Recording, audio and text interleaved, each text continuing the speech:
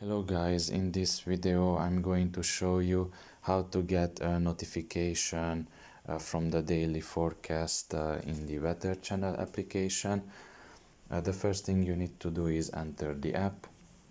Once you have done that and you are in the home page, you have selected your city that you want to see the forecast. In this case you can see the city up there, and after that you should scroll down.